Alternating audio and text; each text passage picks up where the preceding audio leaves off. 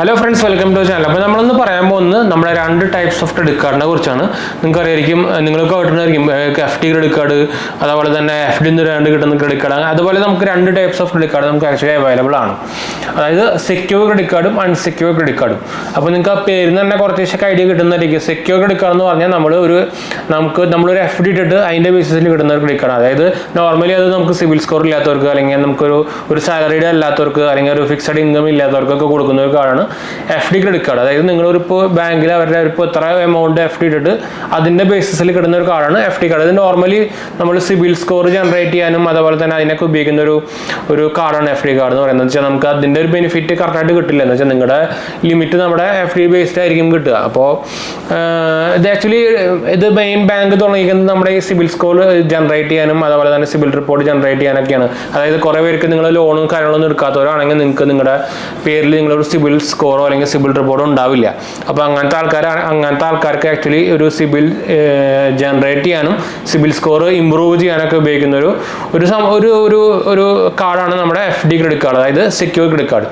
മറ്റേതാണ് നമ്മുടെ unsecure credit card. അതാണ് നമ്മുടെ നോർമൽ ക്രെഡിറ്റ് കാർഡ് എന്ന് പറയുന്നത്. അതായത് നമ്മുടെ സാലറി ബേസിസോ നമ്മുടെ പ്രൊഫൈൽ ബേസിസോ അല്ലെങ്കിൽ നമ്മുടെ ഇപ്പോൾ എന്താ പറയുക ഇൻകം ബേസിസിലൊക്കെ ആയിട്ട് കൊടുക്കുന്ന ഒരു കാർഡാണ് നമ്മുടെ അൺസെക്യൂർ ക്രെഡിറ്റ് കാർഡ്. അതായത് നമ്മുടെ നോർമൽ ക്രെഡിറ്റ് കാർഡ്. അപ്പോൾ നിങ്ങൾക്കൊരു നോർമലി അത് ഇവർ കാൽക്കുലേറ്റ് ചെയ്യുന്ന ഡിഫറെൻറ്റ് അൽഗോരിതം ബേസ്ഡ് ആണ്. അത് ബാങ്കിനനുസരിച്ച് മാറലാണ്. നോർമലി അത് നമ്മുടെ സാലറിയുടെ ഡബിളോ അല്ലെങ്കിൽ ട്രിപ്പിളോ ഒക്കെ ആയിരിക്കും. നമുക്ക് അതിൻ്റെ ബേസിലാണ് നമുക്ക് ലിമിറ്റ് ഇടുക. അതായത് നിങ്ങൾക്ക് ഒരു 50,000 മാസം സാലറി ഉണ്ടെങ്കിൽ നോർമലി നമുക്ക് അപ്രൂവ് ആവുന്ന ലിമിറ്റ് ഒരു ലക്ഷം അല്ലെങ്കിൽ 1.5 ലക്ഷം അല്ലെങ്കിൽ അതിൻ്റെ ഇടയിലായിരിക്കും നമ്മുടെ ലിമിറ്റായിട്ട് അപ്രൂവ് ആയിട്ട് കിട്ടുക. അപ്പോൾ അത് അത് ഡിപ്പെൻസ് ആണ്.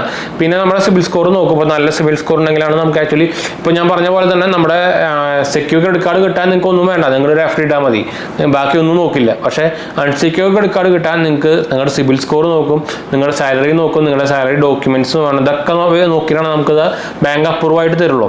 അപ്പോൾ അതാണ് ഈ രണ്ടും തമ്മിലുള്ള ഡിഫറൻസ്. അതായത് നിങ്ങളൊരു അൺസെക്യൂർ ക്രെഡിറ്റ് കാർഡ് കിട്ടാനുള്ള എലിജിബിലിറ്റി ഇല്ലെങ്കിൽ നിങ്ങൾക്ക് ഓപ്ഷൻ ഉള്ളതാണ് നമ്മുടെ സെക്യൂർ ക്രെഡിറ്റ് കാർഡ് എന്ന് പറയുന്നത്. അപ്പോൾ അതിന് ബാക്കി കുറേ പേർക്കുള്ള സംശയമാണ് നമുക്ക് വൺ കാർഡ് എന്ന് പറയുന്നത്. എന്ന് വെച്ചാൽ ഇപ്പം നിങ്ങൾക്ക് അറിയാം വൺ കാർഡ് ഭയങ്കര ഒരു ബെസ്റ്റ് സെല്ലിംഗ് ആയിട്ട് നിൽക്കുന്ന സമയമാണ്. അപ്പോൾ വൺ കാർഡ് തന്നെ രണ്ട് ടൈപ്പ് ഉണ്ട്. വൺ കാർഡ് നോർമൽ വൺ കാർഡും ഉണ്ട്, വൺ കാർഡ് ലൈറ്റും ഉണ്ട്. അപ്പോൾ വൺ കാർഡ് ലൈറ്റ് എന്ന് പറഞ്ഞ സാധനമാണ് FD ക്രെഡിറ്റ് കാർഡ്. അപ്പോൾ കുറേ പേര് വിചാരം എന്താ വെച്ചാൽ വൺ കാർഡ് എന്ന് പറയുന്നത് FD ക്രെഡിറ്റ് കാർഡ് എന്നാണ്. അല്ല, പക്ഷേ എന്നുവെച്ചാൽ രണ്ട് ടൈപ്പ് വൺ കാർഡുകളുണ്ട്. വൺ കാർഡ് ലൈറ്റും വൺ കാർഡ് നോർമലും ഉണ്ട്. അപ്പോൾ വൺ കാർഡ് ലൈറ്റ് എന്ന സംഭവമാണ് നമ്മുടെ FD ബേസിസിൽ കിട്ടുന്ന കാർഡ്. അതായത് വൺ കാർഡ് എന്ന് പറഞ്ഞാൽ ആക്ച്വലി പ്രീ അപ്രൂവൽ ബേസിസ് കിട്ടുന്ന ഒരു കാർഡാണ്. അതായത് നോർമൽ വൺ കാർഡ് കിട്ടണമെങ്കിൽ നിങ്ങൾക്ക് ആ കാർഡ് നമ്മുടെ പ്രൊഫൈലിൽ പ്രീ അപ്രൂവ്ഡ് ആയിട്ട് വരണം, എന്നാലേ നമുക്ക് നോർമൽ കാർഡ് കിട്ടുള്ളൂ. അത് അപ്ലൈ ചെയ്യാൻ പറ്റില്ല. അല്ലാത്തവർക്ക് വരുന്ന ഓപ്ഷനാണ് ഈ FD ക്രെഡിറ്റ് കാർഡ്. നിങ്ങൾ FD ഇട്ട് കഴിഞ്ഞാൽ നിങ്ങൾക്ക് കാർഡ് കിട്ടും. അതാണ് വൺ കാർഡ് ലൈറ്റ് എന്ന് പറഞ്ഞ സംഭവം. അപ്പോൾ ഇത് രണ്ടും ഡിഫറൻ്റ് ആണ്. കുറേ പേർക്ക് ഇതിൻ്റെ തമ്മിൽ സംശയമുണ്ട്. അത് എല്ലാ ബാങ്കിനും ഉണ്ട്. നമുക്ക് ഈ FD ക്രെഡിറ്റ് കാർഡുകളുണ്ട്, നോർമൽ ക്രെഡിറ്റ് കാർഡുകളുണ്ട്. നിങ്ങൾക്ക് എല്ലാ ബാങ്കിലും ഈ സംഭവം ഉണ്ട്. അത് നിങ്ങൾ കണ്ടിട്ട് നമ്മുടെ HDFC ബാങ്ക് ഉണ്ട്, ICICI ബാങ്ക് ഉണ്ട്, SBI ഉണ്ട്, എല്ലാത്തിനും ഉണ്ട് ഈ FD ക്രെഡിറ്റ് കാർഡ് സംഭവം. എല്ലാ ബാങ്കിലും ഉണ്ട്. വൺ കാർഡ് മാത്രമല്ല, എല്ലാ ബാങ്കിലും ഉണ്ട്.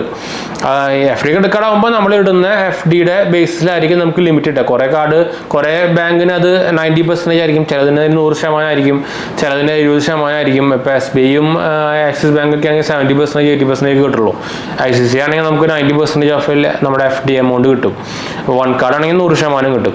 അതാണ് ഡിപ്പെൻസ് ആണ്. അത് ഓരോ ബാങ്കിൻ്റെ ഓരോ റൂൾസ് പോലെയാണ്. അതാണ് ഈ രണ്ട് കാർഡും തമ്മിലുള്ള ഡിഫറൻസ് വരുന്നുണ്ട്. അപ്പോൾ FD ക്രെഡിറ്റ് കാർഡ് ഞാൻ എന്തായാലും റെക്കമെൻഡ് ചെയ്യില്ല.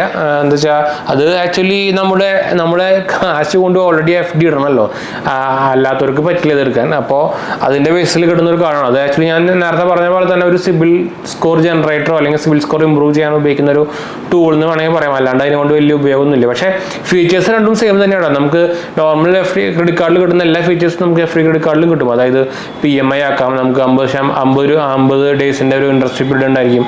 അതൊക്കെ സെയിം ആയിരിക്കും. പക്ഷേ ലിമിറ്റ് കിട്ടുന്നത് ഈ ബേസിസിലായിരിക്കുന്നു മാത്രമുള്ള മെയിനായിട്ടുള്ള ഡിഫറൻസ് വരുന്നത്. അപ്പോൾ നിങ്ങൾക്ക് ഈ രണ്ട് സംഭവത്തിനും തമ്മിലുള്ള ഡിഫറൻസ് മനസ്സിലായി വിചാരിക്കുന്നു. എന്തെങ്കിലും സംശയം അല്ലെങ്കിൽ എൻ്റെ കമൻറ്റ് ചെയ്യാൻ മറക്കണ്ട. അതുപോലെ തന്നെ നമ്മുടെ മെയിൻ ചാനൽ കാണാത്തവർ പോയി കണ്ടു നോക്കുക. 𝘄𝘄𝘄𝗄 എന്നാണ് ചാനലിൻ്റെ പേര്. സപ്പോർട്ട് ചെയ്യാനും ഷെയർ ചെയ്യാനും മറക്കണ്ട. അതുപോലെ തന്നെ നമ്മുടെ ഈ ചാനൽ സപ്പോർട്ട് ചെയ്യാനും ഷെയർ ചെയ്യാനും ഫ്രണ്ട്സിലേക്ക് ഷെയർ ചെയ്യാനും മറക്കണ്ട. സബ്സ്ക്രൈബ് ചെയ്യാനും മറക്കണ്ട. എന്തെങ്കിലും സംശയം എൻ്റെ കമൻറ്റ് ചെയ്യാനും മറക്കണ്ട. നമ്മുടെ അടുത്ത എല്ലാ കമൻറ്റും നമ്മൾ അപ്ലോഡ് ചെയ്യുന്നതാണ്. അതുപോലെ നമുക്ക് ഇൻസ്റ്റാഗ്രാം, ഫേസ്ബുക്കിലും നമ്മൾ അവൈലബിൾ ആണ്. കോൺടാക്ട് ചെയ്യാൻ മറക്കണ്ട. ലിങ്കും കാര്യങ്ങളൊക്കെ ഡിസ്ക്രിപ്ഷനിൽ കൊടുത്തിട്ടുണ്ട്. അപ്പോൾ അടുത്ത വീഡിയോ കാണാം. ബൈ.